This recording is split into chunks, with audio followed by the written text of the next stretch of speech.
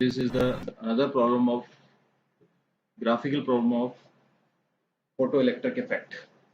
In this problem, which one of the following graph represent the variations of maximum kinetic energy of the emitted electrons with frequency nu is photoelectric correctly? कौन सा best representation है graph में, जो कि graph में ये बता रहा है कि वाई एक्सिस पर आपके पास मैक्सिमम काइनेटिक एनर्जी है एंड एक्सिस पर आपके पास फ्रिक्वेंसी है हर्ट्ज एंड जूल।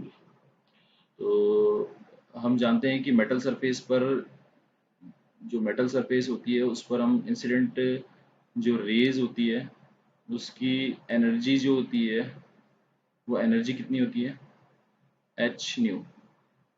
और this energy, incident energy is divided into two parts and two work function, two work perform।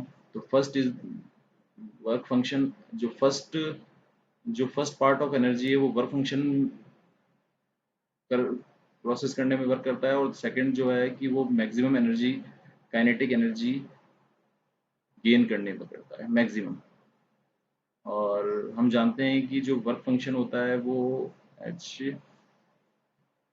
Mu naught है, और this is the threshold frequency, this is the threshold frequency,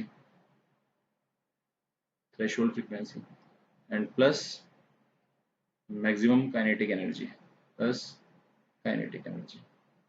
This is the Einstein photoelectric effect equations, H is equals to। और अगर इसमें हम बात करें तो जो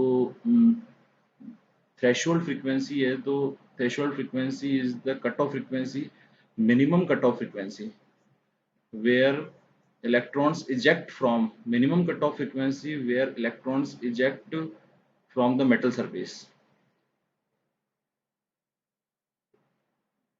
from metal surface. This is a rough function, this is the maximum kinetic energy।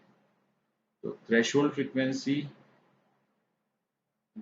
mu naught is greater than of frequency। so threshold frequency is the minimum frequency at which electrons eject from the surface of metal। तो मतलब इस frequency के बाद, इस frequency से पहले भी electrons के पास एनर्जी नहीं रहेगी इस फ्रिक्वेंसी से पहले। तो हम जाते हैं यहाँ पे और एक फ्रिक्वेंसी ड्रॉ करते हैं। ये फ्रिक्वेंसी है आपके पास,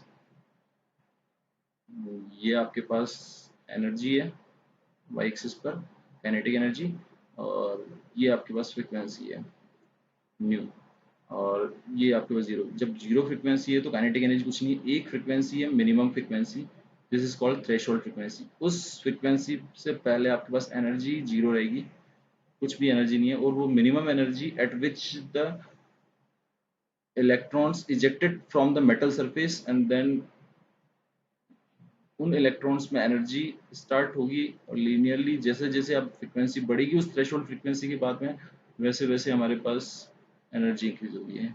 तो this is the perfect representation of the of the of the photoelectric effect equations, and this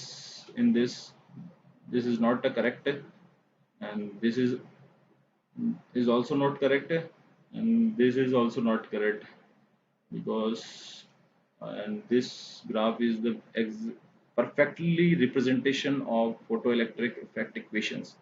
so this is the correct answer of given problem। thank you for watching me, good day।